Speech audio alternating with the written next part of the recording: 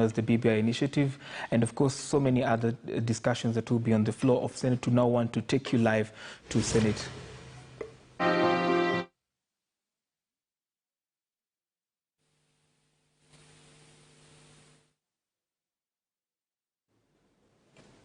And of course, those are live pictures coming to you from the Senate, Kenya.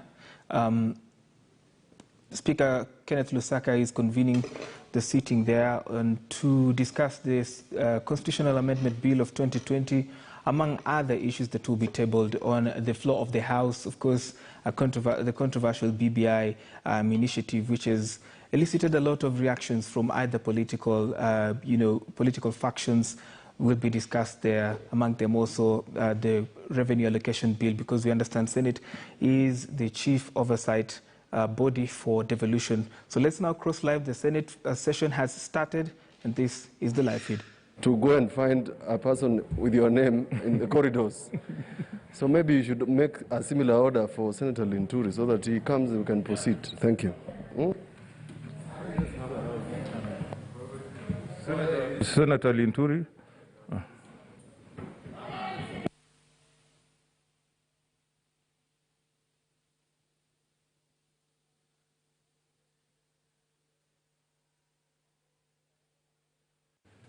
Intervention pardon is, please, honourable members, this is for those who have points of orders and matters like those. The Honourable Dwelle suggests that that is also a place for emergency matters. We have not yet provided for that one in the standing orders, but maybe we'll get another column for emergency. Honourable Kareke Mbuki.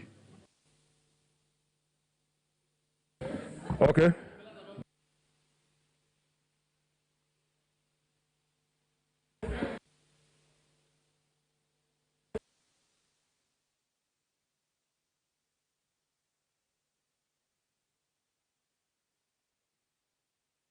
House. I'm a servant of this house, and I go by the wishes of this house. So we suspended the sitting because one of us was missing. Now he's here. I'll give him 5 minutes to tell us where he was. Senator Linturi.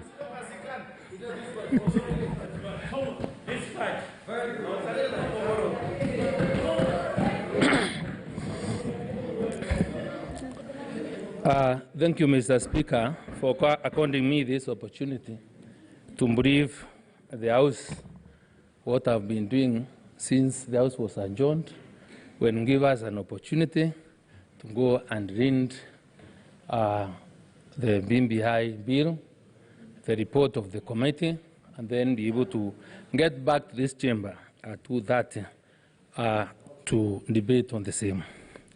Mr. Speaker, the few hours have been in the hands of my good brother,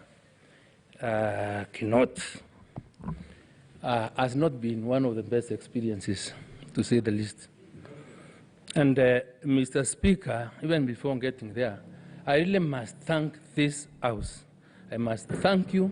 I must thank the members of Parliament who have found it very necessary to stand up and be with me at this particular time, not because, Mr. Speaker, I'm not answerable to an agency that is investigating any matter, or I'm not supposed to be arrested. Mr. Speaker, I'm thanking this House because, Mr. Speaker, today is a serious day in the history of this country. When you found it necessary to call the Senate to discuss this bill, to discuss and find a way on how the proposed constitutional changes can take place.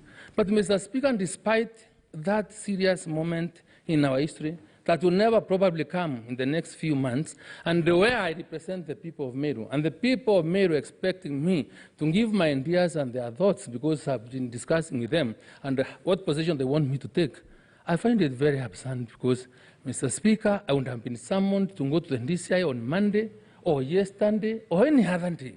But doing it today, Mr. Speaker, is what is really annoying me and is very, very painful, very painful. But be honest to me, Mr. Speaker, this House, and you, Mr. Speaker, you have demonstrated leadership today. I must thank you. Honestly, you have demonstrated leadership because we would not know next time what will happen. Remember when the other senators were arrested and were discussing serious issues, this gentleman does not even can't understand why this has to happen. We condemn thank God I sit in the Committee on National Security. And we had a discussion between the DCI, the ING and the others, and we said yes, whenever there is an issue that requires a member of parliament to present him, even if you have no other way, write to the speaker, let the speaker communicate to the member of parliament, and we'll gladly go before him. So when I left here and went to my house after reading, I find people, police officers in 3 vehicles and brandishing guns, wanting to arrest me. I don't think I really deserve that kind of treatment, Mr. Speaker. So, Mr. Speaker, we require to be treated with dignity. We require to be told whenever we have done anything wrong or even something is being investigated to appear and share information because we are equal before the law. And we can't run away. I can't leave Kenya. I am elected. If I was to run away from this house, I would lose my position as Senator for Meru. So please, Mr. Speaker, and other members, today it was me. Tomorrow, it may be you. Let's be each other's keeper. But I have no wants to express my thanks to you, senators. You can be sure. And I think my history will also tell, I've always been there for any one of us. And because of the nature of the matter before us, Mr. Speaker, I don't want to take more time, but I really want to thank you. Whenever I've been told to appear tomorrow 9 o'clock, Mr. Speaker, we have a session tomorrow. So I don't know, you'll be able to guide us on how we need to go about it. But I feel I really need to be around to discuss on this matter. So thank you, Mr. Speaker. Asante. Senator Wamatangi, so that we conclude and proceed. Mr. Speaker, I don't wish to say much. I just wish to just say one thing, Mr. Speaker. That when I said here that we cannot take the freedom of a member of parliament for granted, and the right of a member of parliament to prosecute his business and go around in freedom without fearing that anything he will say or do in this house can be used against him. That's not compromisable, Mr. Speaker. And that is precisely what I said. I just wanted to affirm that, Mr. Speaker, because when I stood here, some in this house may have misconstrued that I'm speaking for what they call deep state. I'm speaking for my friend, Mr. Speaker. And unbeknown to many people here, Mr. Speaker, this morning, Mr. Speaker, I had breakfast with Senator Linturi in the morning, and we were discussing our own issues. Mr. Speaker, let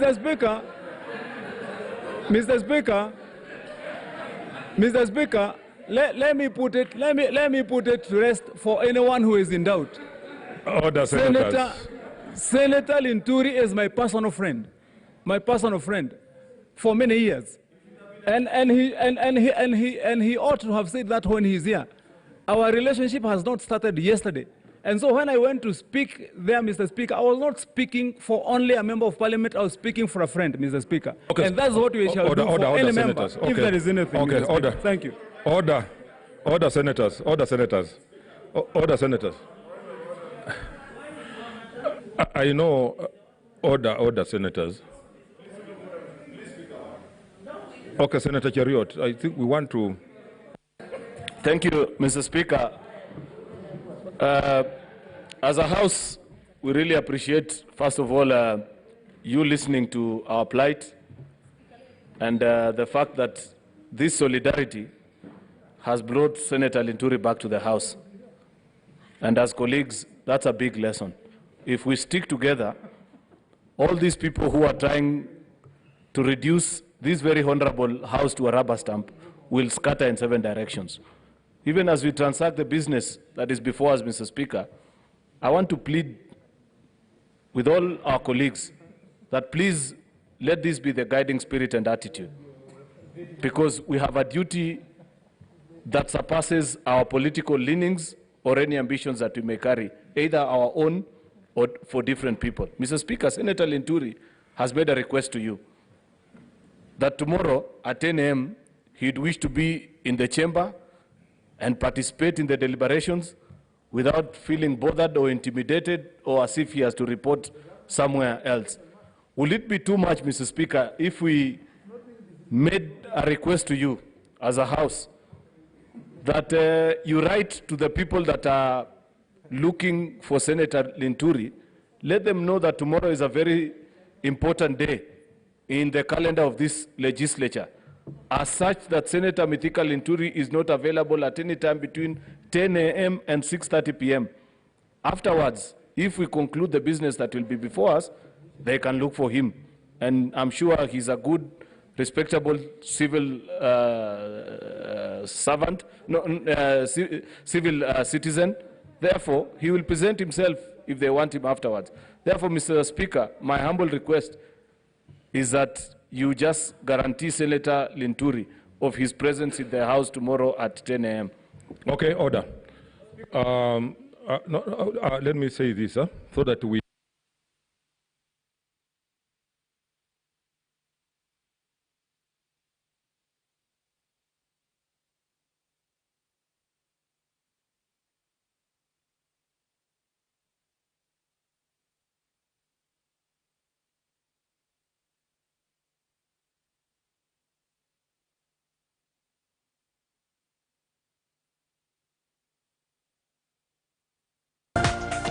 This is KTN News.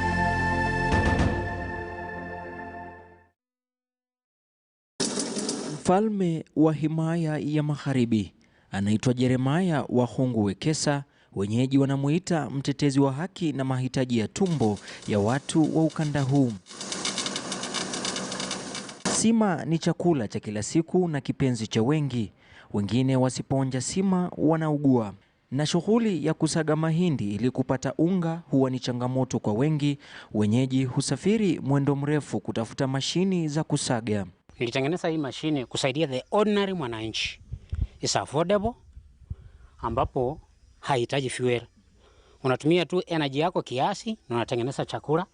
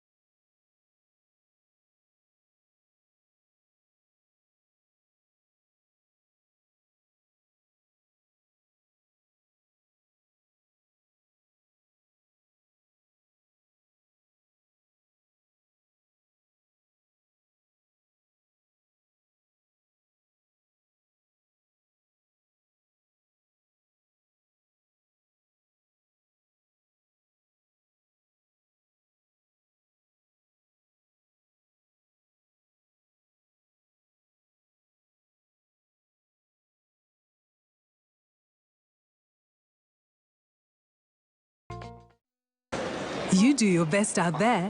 Let us do our best in here with the disinfecting power of Jik. Because Jik cleans and kills 99.9% of illness-causing germs in your home. Jik, your family's guardian against germs.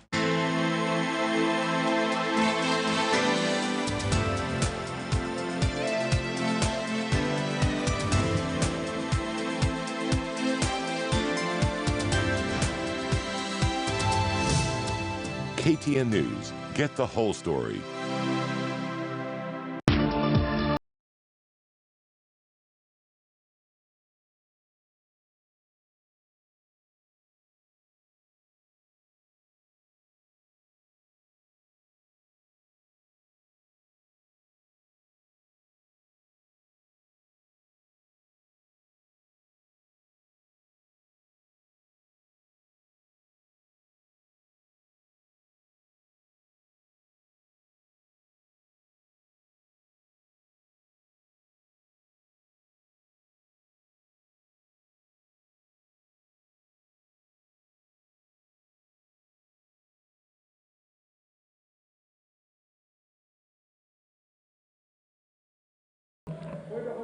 What's your point of order, Senator Murkomen? Yeah.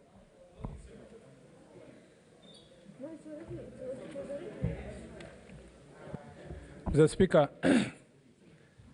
Mr. Speaker, I feel even before Senator Faria moves the motion she's moving, you had already made a communication that each senator has 20 minutes.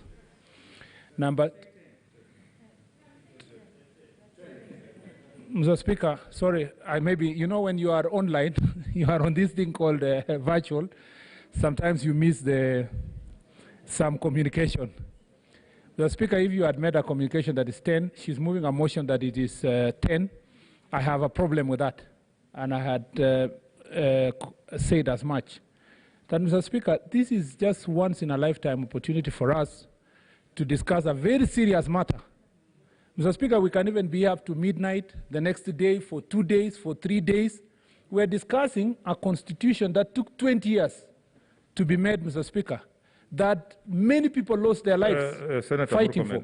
So, Mr. Speaker, I really feel like we should not allow Senator Faria to proceed in that Why can't direction. we have a seconder first, then then you can. Let's have a second. I was trying to help Senator Faria not to go to that direction. I understand that you have come very fast from member boot, but I beg to move and yes, who is seconding? I beg to move and request Senator Pareno to second.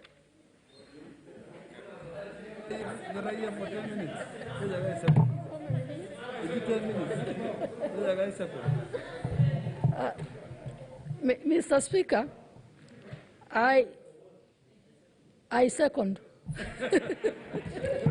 Okay, I propose. Okay, order, members.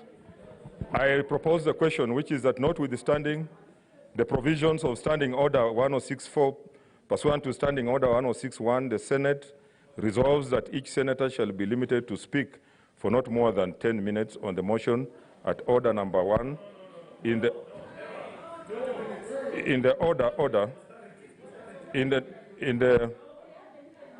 order paper provided at the mover, the Senate Minority Leader, and the chairperson of the Standing Committee on Justice, Legal Affairs and Human Rights shall speak for not more than 30 minutes. Senator Wetangula.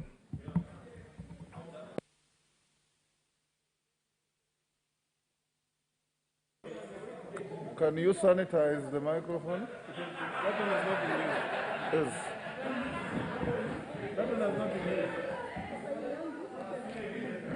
Mr. Speaker, I oppose this motion.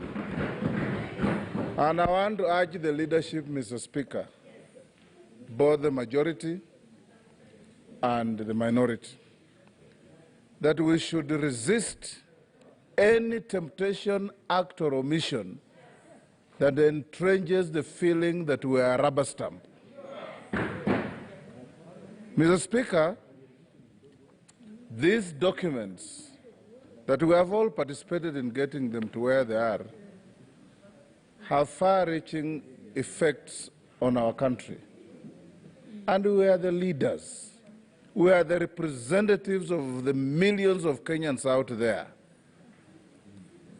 I want to urge, Mr. Speaker, that we give members time and room to ventilate on this matter so that we can enrich the thinking of Kenyans. To come here, Mr. Speaker, you have gazetted special sitting for 2 days. We have missed out the morning for reasons we understand because we needed the documents and we have gone through them. We have lost an hour in the afternoon because of the conduct of the state on Senator Linturi. And now we are left with an hour and a half or so, and tomorrow. You can very well, Mr. Speaker, gazette even next week, so that we speak to this document even if we'll vote differently, but we must put our views on record for posterity.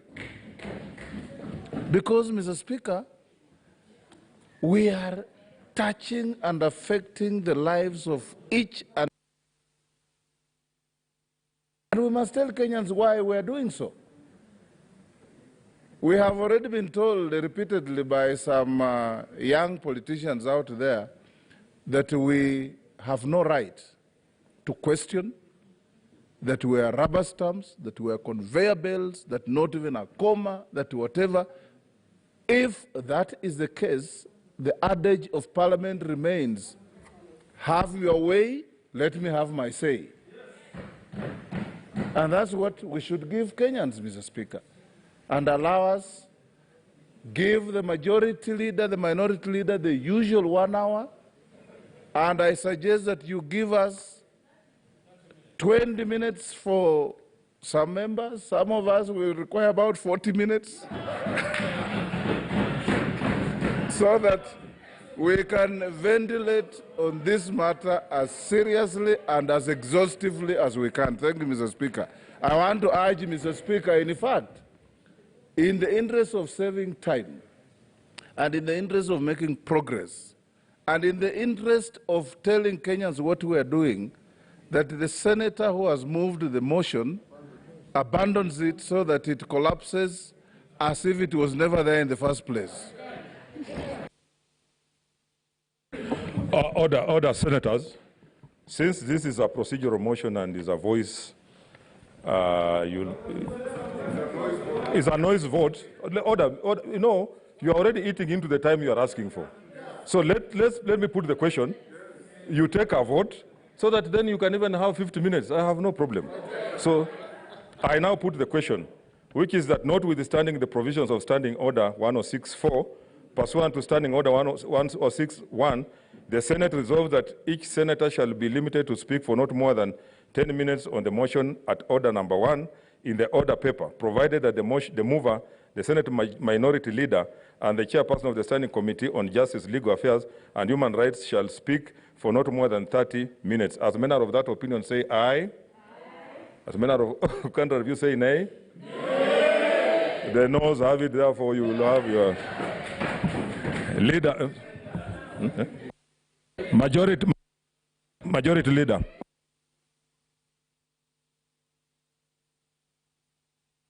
This has been sanitized.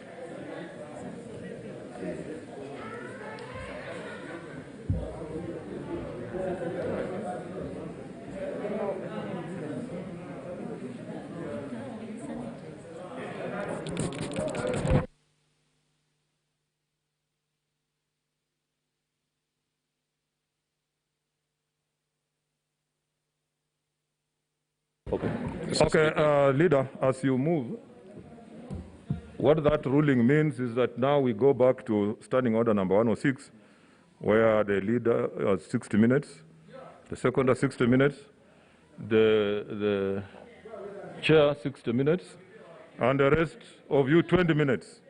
Proceed, Senator, Leader of Majority.